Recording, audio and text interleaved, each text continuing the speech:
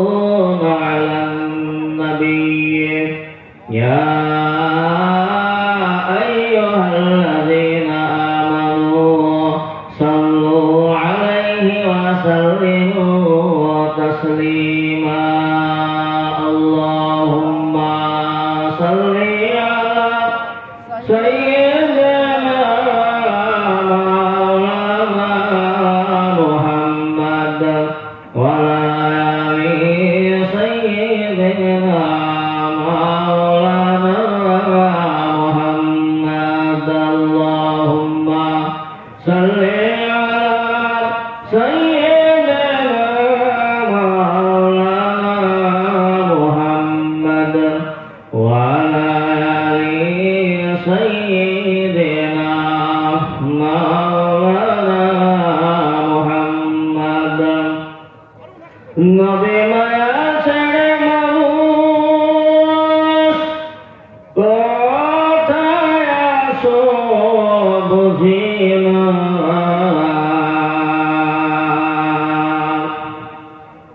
নবী মায়া ছেড়ে মানুষ কোথায় আসো বুঝি না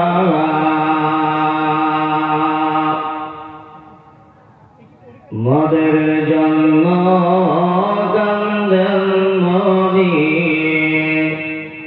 মদের জন্য কান্দেন নবী শুয়ে সোনার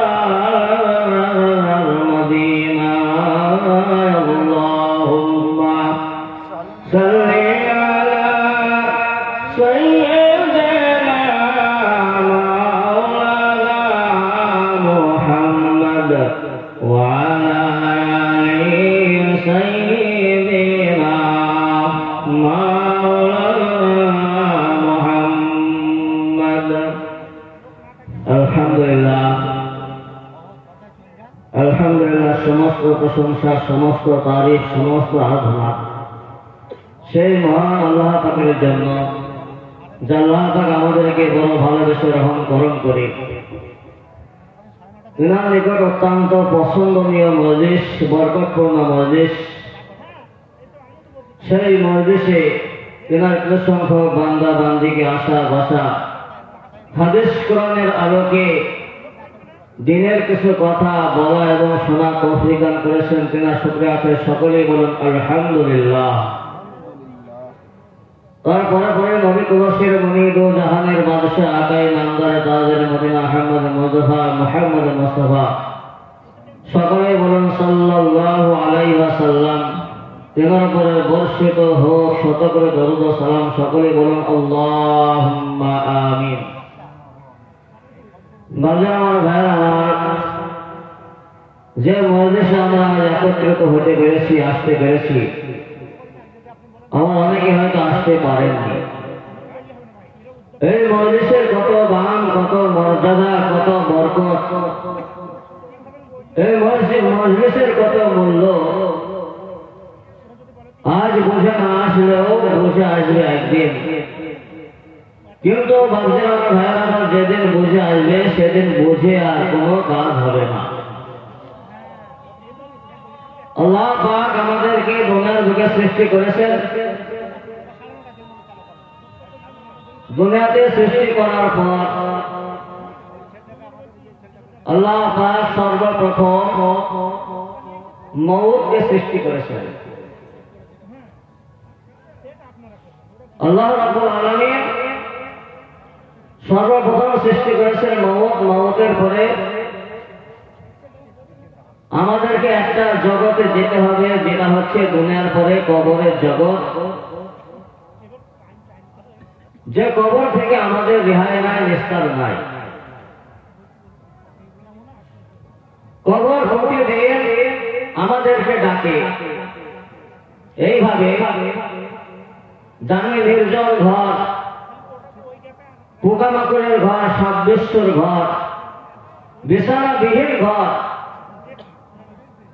হে আদম সন্তান তোমরা দুনিয়ার বুকে নম্রভাবে চলাফেরা করো আদরের সঙ্গে চলাফেরা করো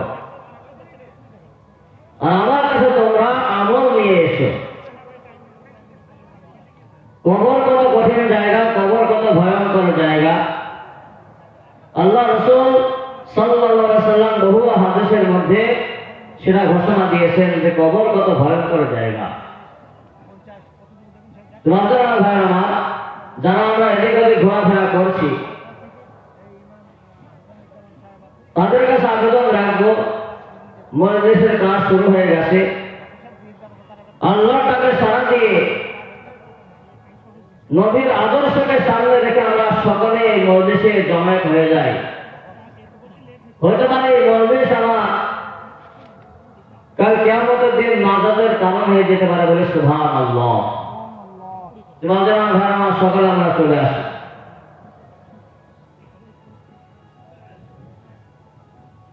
কোরআনের একটি সূরা যেটা আল্লাহ পাক নাযিল করেছেন,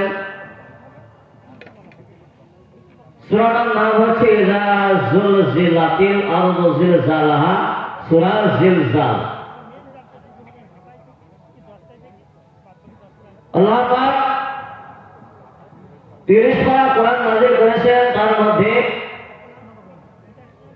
114টা সূরা দিয়েছেন।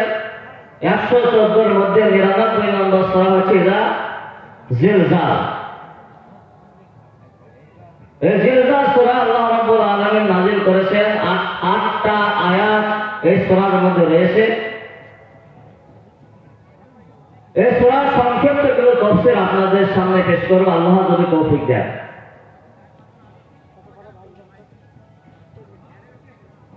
أعوذ بالله من الشيطان الرجيم بسم الله الرحمن الرحيم إذا زلزلت الأرض زلزالها وأخرجت الأرض أثقالها وقال الإنسان ما لها يومئذ تحدث أخبارها بأن ربك أوحى لها يومئذ يصدر الناس أشتاتا ليروا أعمالهم فمن يعمل مثقال ذرة خيرا يره ومن يعمل مثقال ذرة شرا يره। বাজার ভাইরা, কোরআনের এক একটা অক্ষর, এক একটা হরফ, এক একটা আয়াত কিয়ামত পর্যন্ত কেউ পাল্টাতে পারবে না।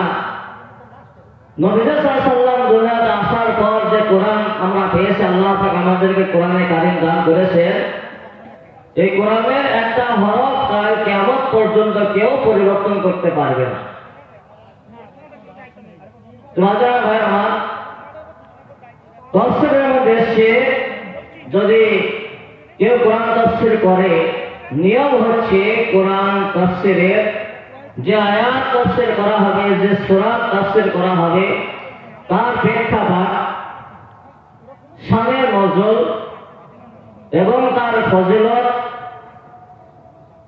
আর সংক্ষেপে তাফসীর তাকে করতে হবে। এই যে সূরাটা আমি পেশ করলাম, ইযা যুলজিলাতিল আরদু জিলজালাহা, এই জিলজাল সূরার আরেকটি নাম রয়েছে, যে নামটা হচ্ছে জালজালা। এই জালজালা শব্দের অর্থ হচ্ছে প্রচন্ড কম্পন। জালজালা শব্দের অর্থ প্রচন্ড কম্পন। আরেকটি নামে এই সূরাকে ডাকা হয় সূরাতুল জামিয়া। আমার 4টা বিষয় সংক্ষিপ্ত ভাবে আলোচনা করবো, আল্লাহ যদি তৌফিক দেন। 1 নম্বর হচ্ছে সূরাটা আল্লাহ পাক কি কারণে নাযিল করলেন। 2 নম্বর হচ্ছে সূরাতুল জামিয়া, এই সূরাকে সূরাতুল জামিয়া কেন বলা হয়। 3 নম্বর হচ্ছে এই সূরার ফজিলত। আর 4 নম্বর হচ্ছে এই সূরার সংক্ষিপ্ত তাফসীর। ভাই আমার, আল্লাহ রাসূল সাল্লাল্লাহু আলাইহি ওয়াসাল্লাম বলেছেন, খায়রুকুম মান তাআল্লামাল কুরআন ওয়া আল্লামা। পৃথিবীর বুকে সর্বশ্রেষ্ঠ সব থেকে সেরা হচ্ছে ওই ব্যক্তি, যে ব্যক্তি কোরআন শিক্ষা নেয় এবং কোরআন শিক্ষা দেয়। এবং সুবহানাল্লাহ, পৃথিবীর মধ্যে সব থেকে সেরা তারা যারা কোরআন শিক্ষা নেয় এবং কোরআন শিক্ষা দেয়, তারাই হচ্ছে সর্বশ্রেষ্ঠ, তারাই হচ্ছে সব থেকে সেরা বলে সুবহানাল্লাহ। ভাইরা, এই যে সেরার মধ্যে আল্লাহ রাসূল বলেছেন তারা যারা কোরআন শিক্ষা নেয় আর কোরআন শিক্ষা দেয়। আজ আমরা লক্ষ্য করি, আমরা কি সেই সেরার মধ্যে, আমরা কি সেই শ্রেষ্ঠের মধ্যে রয়েছি? নিজেকে প্রশ্ন করুন, অটোমেটিক প্রশ্ন বার হয়ে চলে আসবে আমরা সেই শ্রেষ্ঠত্বের মধ্যে নাই। কারণ কি? যে কোরআন মুসলমানের ঘরে ঘরে থাকার কথা, যে কোরআন মুসলমানের কলবে থাকার কথা, সেই কোরআন আজ মুসলমানের মধ্যে নাই। আজ আমরা মুসলমান, আমাদের মধ্যে কোরআন নাই, আমাদের মধ্যে নামাজ নাই, আমাদের মধ্যে রোজা নাই, যাদের টাকা পয়সা আছে হজও নাই, যাকাতও নাই। দাদা ভাইরামান, আমরা নাম ধরে মুসলমান। কেমন মুসলমান একটা উদাহরণ দিলে বুঝতে পারবেন। একজন মুদিখানার দোকান দিয়েছেন, দোকানে পোস্টার লাগিয়েছেন এটা মুদি ভান্ডার, মুদিখানার দোকান। ভাইরামান, ছোট বড় সকলেই জানেন মুদিখানার দোকানে কি কি মাল পাওয়া যায়। মুদিখানার দোকানে আলু পাওয়া যায়, পটল পাওয়া যায়, মুদিখানার দোকানে সরিষার তেল পাওয়া যায়, ডাল পাওয়া যায়। নিত্য প্রয়োজনীয় দৈনন্দিন যে জিনিসগুলো দরকার সেই জিনিসগুলো মুদিখানার দোকানে পাওয়া যায়। তো ভাই আমার পোস্টার মারা রয়েছে কিসের? মুদি ভান্ডার, এটা মুদিখানার দোকান। একজন কাস্টমার সেই দোকানে গিয়েছেন, দোকানে যাওয়ার পর দোকানদারকে বলছেন, ভাই 2 কেজি সরিষার তেল লাগবে, 2 কেজি সরিষার তেল দিন। দোকানদার ভাই বলছেন, ভাই এই দোকানে সরিষার তেল পাওয়া যায় না। তখন কাস্টমার বলছেন, ভাই যদি এই সরিষার তেল না পাওয়া যায় আমাকে 2 কিলো আলু দেন। দোকানদার বলছেন, এই দোকানে আলু পাওয়া যায় না। তখন কাস্টমার বলছেন, ভাই যদি সরিষার তেল আলু যদি না পাওয়া যায় আমাকে 5 কেজি চাউল দেন। দোকানদার বলছেন, এই দোকানে চাউল পাওয়া যায় না। ভাই আমার, সে বারবার এটার পর ওটা, ওটার পরে এটা, বারবার সেই দোকানদারকে বলছেন। দোকানদার ভাই বলছেন, ভাই এসব মাল আমার দোকানে পাওয়া যায়। তখন কাস্টমার বলছেন, ভাই এই পোস্টারটা আপনি মেরেছেন কেন? পোস্টারটা রাখার দরকার কি? আপনি লিখেছেন মুদি ভান্ডার, মুদিখানার দোকান, আর আমরা সকলেই জানি মুদিখানার দোকানে কি পাওয়া যায়। তো ভাই আমার, ওইরূপ ভাবে আমরা পোস্টার মারা মুসলমান। আমরা তো মুসলমান, বাবা মুসলমান, জন্মগত ভাবে আমরাও মুসলমান হয়েছি। আর মুসলমানের মধ্যে যদি মুসলমানদের জিজ্ঞাসা করা হয়, মুসলমান তোমার মধ্যে কোরআন আছে? আমরা কি বলবো? আমাদের মধ্যে কোরআন নাই। ভাই মুসলমান তোমার মধ্যে নামাজ আছে?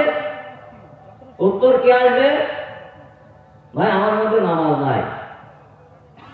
আর লক্ষ্য করেন, হুজুর গ্রামে 7টা 8টা মসজিদ রয়েছে। এক একটা সমাজে 300, 350, 400, 500 ঘরের বাস। আর সবই কিন্তু মুসলমান গ্রাম, মুসলমান সমাজ। তো মসজিদে লক্ষ্য করুন কটা মুসল্লি হয়, আর কটা মুসল্লির মধ্যে কটা মুসল্লি কোরআন করতে পারে। দাদা ভাইরা, যারা আমরা নামাজ পড়ি, নামাজ কিভাবে পড়ি? নামাজকে আমরা সঠিকভাবে আদায় করতে পারি? নামাজকে আমরা সঠিকভাবে আদায় করি? নামাজ পড়তে গেলে সূরা ফাতিহা দরকার, কমসে কম 4টে সূরা সহিষ্ণুভাবে তেলাওয়াত করতে হবে নামাজের মধ্যে। নামাজ ভেঙে যায়, নামাজ ভঙ্গ হয়ে যায় কয়েকটি কারণে। তার মধ্যে অন্যতম কারণ হচ্ছে নামাজের মধ্যে এমন মারাত্মক কিরাত ভুল করা, যে ভুলের কারণে নামাজের এই কিরাতের মানেই বিগড়ে যায়, মানে পাল্টে যায়। ভাই আমার, দুঃখের বিষয় যে কোরআনের কথা আমি বলছি, সেই কোরআন আগে মুসলমানের নাই, মুসলমান আগে কোরআন হারা। আর মুসলমান যখন কোরআন হারা হয়ে যাবে, মুসলমান যখন কোরআন ছেড়ে দেবে, তখন মুসলমান ফুটবলের মতো লাঠি খাবে, লাঞ্ছিত হবে, অপমানিত হবে। সারা পৃথিবী গায়ে মুসলমান লাঞ্ছিত, মুসলমান অপমানিত। কিসের কারণে? মুসলমানের মধ্যে ঈমান নাই। মূল্যবান কোরআন, সেই কোরআন আগে মুসলমান হারিয়ে ফেলেছে। ভাই আমার, নবীজি কিভাবে কোরআনের তালকিন দিয়েছেন, আর সাহাবায়ে ইকরাম কিভাবে কোরআনকে শেখার জন্য উঠে বেড়ে লেগেছেন, একটু লক্ষ্য করুন। আবু দাউদ শরীফের হাদিস, আবু দাউদ শরীফের 1399 নম্বর হাদিস, যে হাদিসের বর্ণনা করছি রাজা হচ্ছে হযরত আব্দুল ইবনে ওমর রাদিয়াল্লাহু তাআলা আনহু। তিনি বলছেন, আল্লাহ রাসূলের কাছে একজন লোক আসলেন, আসার পরে বলছেন, ইয়া রাসূলুল্লাহ, ইয়া হাবিবাল্লাহ, আমি কোরআন শিখতে চাই, আমি কোরআন শিখতে চাই, আমার কোরআন শেখার খুব ইচ্ছা, আপনি আমাকে কোরআন শিখিয়ে দেন। একজন লোক আল্লাহ রসুলকে বলছেন, আমার কোরআন শেখার খুব ইচ্ছা, আমি কোরআন শিখতে চাই, আপনি আমাকে কোরআন শিখিয়ে দেন। বাজনা ভাই আমার, সেই লোকটা আল্লাহ রসুলকে শর্ত দিলেন, ইয়া রাসূলুল্লাহ, আমি কোরআন শিখতে চাই আপনার কাছ থেকে, কিন্তু শর্ত হচ্ছে এই, আমি বৃদ্ধ হয়ে গেছি, আমার বয়স হয়ে গেছে। যিনি হাদিসটা বর্ণনা করছেন আব্দুল্লাহ ইবনে ওমর রাদিয়াল্লাহু তাআলা, তিনি বলছেন সেই লোকটার বয়স ৭০ থেকে ৮০ বছর হয়ে গেছে। সেই লোককে শর্ত দিচ্ছে, রাসূলুল্লাহ, আমি কোরআন শিখতে চাই আপনার কাছ থেকে, কিন্তু শর্ত হচ্ছে আমি বৃদ্ধ হয়ে গেছি, আমার স্মরণ শক্তি লোপ পেয়েছে, আর আমার জিহ্বা মোটা হয়ে গেছে, ভারী হয়ে গেছে, ঠিক মতো উচ্চারণ আসবে না। তবু আমি এই মোটা জিহ্বা নিয়ে আমার এই ব্রেনে আল্লাহ পাক এখনো পর্যন্ত যা রেখেছে তা দিয়েই আমি কোরআন শিখতে চাই, আপনাকে কোরআন শিখিয়ে দেন।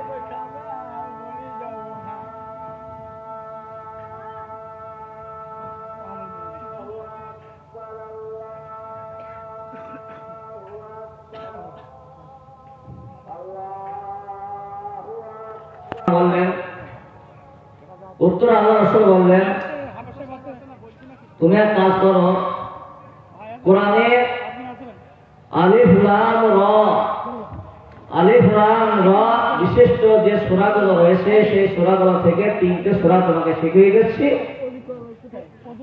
এই 3টে সূরা তুমি শিখে নাও। বাজনা ভাই আমার, আল্লাহ পাকের কালাম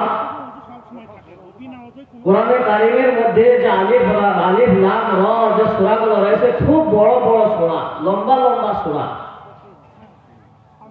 তখন সেই লোকটি বললেন, ইয়া রাসূলুল্লাহ, ইয়া হাবিবাল্লাহ, আমি প্রথমেই বলেছি আমার বয়স হয়ে গেছে, আমার জিহ্বা মোটা হয়ে গেছে, আমার স্মরণ শক্তি লোপ পেয়েছে, অত লম্বা লম্বা সূরা শেখা আমার দ্বারা সম্ভব হবে না।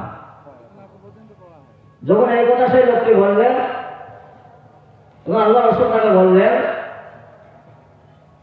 হামিম, কোরআনের হামিম বিশিষ্ট যে সূরাগুলো রয়েছে, সেই সূরাগুলো থেকে 3টে সূরা তোমাকে শিখিয়ে দিচ্ছি, 3টে সূরা শিখে নাও তুমি।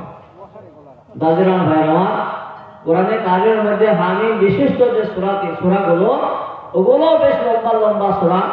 সেই লোকটি একই কথা রাখলেন, যে রাসূলুল্লাহ, আমার বয়স হয়ে গেছে, আমার জিহ্বা ভারী হয়ে গেছে, এবং আমার স্মরণ শক্তি লোপ পেয়ে গেছে, এই লম্বা লম্বা বড় বড় সূরা শেখা আমার দ্বারা সম্ভব নয়।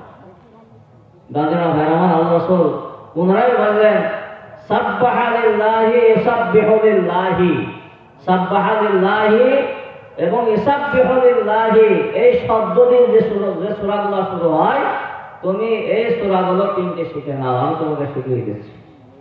দাদিরা ভাই আমার, সেই লোকটি বললেন, ইয়া রাসূলুল্লাহ, হাবিবাল্লাহ, এই সূরাগুলো আমার দ্বারা শেখা সম্ভব নয়, কারণ এগুলো খুব লম্বা লম্বা বড় বড় সূরা। সেই লোকটি বললেন, ইয়া রাসূলুল্লাহ, আমি এমন একটা সূরা চাচ্ছি যে সূরাটার মধ্যে আল্লাহ পাক দুনিয়া আখিরাতের সব কিছু দিয়ে দিয়েছেন, দুনিয়া আখিরাতের সব কিছু দিয়ে দিয়েছেন। সংক্ষিপ্ত ভাবে যে সূরার মধ্যে সব রয়েছে, সেরকম একটা জামিয়া সূরা আমি আপনার নিকট চাচ্ছি। বাজনা ভাইরা, আল্লাহ রাসূল বললেন যে ঠিক আছে, তোমাকে আমি শিখিয়ে দিচ্ছি, ইযা যুলজিলাতিল আরদু জিলজালাহা ওয়া আখরাজাতিল আরদু আসকালাহা ওয়া ক্বালাল ইনসানু মা লাহা। বাজনা ভাইরা, এই সূরার মধ্যে আল্লাহ রাব্বুল আলামিন দুনিয়া আখিরাতের মধ্যে যাবতীয় বিষয়বস্তু সব সংক্ষিপ্ত ভাবে এই সূরার মধ্যে দিয়ে দিয়েছে। বলুন সুবহানাল্লাহ। বাজনা ভাইরা, সেই বৃদ্ধ লোকটিকে 70 থেকে 80 বছরের বয়স, সেই লোকটিকে যখন এই সূরাটা শিক্ষা দিলেন, সেই লোকটি তখন আল্লাহর কসম করে বললেন, ইয়া রাসূলুল্লাহ, হাবিবাল্লাহ, আমি আল্লাহর কসম করে বলি যে আল্লাহ পাক আপনাকে সত্য দিয়ে দুনিয়ার বুকে নাজিল করেন, দুনিয়ার বুকে পাঠিয়েছেন, এই যে সূরাটা আপনি আমাকে শিখিয়ে দিলেন, আমি এক চুল পরিমাণ বাড়াবো না কমাবো না। আল্লাহ রাসূল বললেন, হ্যাঁ আমার সাহাবারা, ওই লোকটা সফলকাম হয়ে গেছে, ওই লোকটা কামিয়াব হয়ে গেছে। বলুন সুবহানাল্লাহ। বাজনা ভাই আমার, ৭০-৮০ বছর বয়স, কোরআন শিখার কি আগ্রহ। একটা সূরা আল্লাহ রাসূলের কাছে শিখলেন, আর কোরআনের এত বরকত, কোরআনের এত ফজিলত, একটা সূরা আমল করার বদৌলতে সেই ব্যক্তি সফল কাম হয়ে গেল। আর সার্টিফিকেট দিলেন কে? আল্লাহ রাসূল, দো জাহানের বাদশা। বাজনা ভাই আমার, সেই মূল্যবান কোরআন আজ আমাদের মধ্যে নাই। এই সূরার ফজিলত কি রয়েছে? এই সূরা যদি একবার তেলাওয়াত করে, সুনানে তিরমিজি শরীফের ৮৯৫ নম্বর হাদিসের মধ্যে এসেছে, এই সূরা যদি কেউ একবার তেলাওয়াত করে, গোটা কোরআন ২ ভাগের ১ ভাগ সওয়াব তার আমলনামায় লেখা হবে। বলুন সুবহানাল্লাহ। এই সূরা জিলজাল যদি কেউ একবার পাঠ করে, একবার তেলাওয়াত করে, গোটা কোরআন শরীফের যে ৩০ পারা কোরআন, ১৫ পারা কোরআন তেলাওয়াতের সওয়াব আল্লাহ পাক তার আমলনামায় দান করবেন। কোরআন তেলাওয়াত করলে কত নেকি? এক একটা হরফের বিনিময়ে 10টা করে নেকি হয়। এক একটা হরফের বিনিময়ে 10টা করে নেকি হয়। এই যে সূরাটা ছোট্ট সূরা, 8টা আয়াত রয়েছে, এই 8টা আয়াতের মধ্যে শত শত অক্ষর রয়েছে, শত শত অক্ষর রয়েছে। আর এই সূরার ফজিলত হচ্ছে, একবার তেলাওয়াত করলে 15 পারা কোরআন শরীফ তেলাওয়াত করলে যে সওয়াব হয়, সেই সওয়াব আল্লাহ পাক আমলনামায় লিখে দেন। 2 বার যদি তেলাওয়াত করা হয়, 1 খতম কোরআন তেলাওয়াতের সওয়াব আল্লাহ পাক তার আমলনামায় দান করে দেন। বলুন সুবহানাল্লাহ। বান্দা ভাইরা আমার, সেই কোরআন আজ মুসলমানের মধ্যে নাই। মুসলমান আজ কোরআন হারা, মুসলমান আজ নামাজ হারা। তো বান্দা ভাইরা আমার, আরো কথা ছিল কিন্তু সময় সংক্ষিপ্ত। যা কিছু আলোচনা হলো, আল্লাহ পাক আমাদেরকে শোনার থেকে, বলার থেকে, বক্তা শ্রোতা সকলকে আমল করা তৌফিক দান করুন। সকলে বলে আল্লাহুম্মা আমিন, আল্লাহুম্মা আমিন।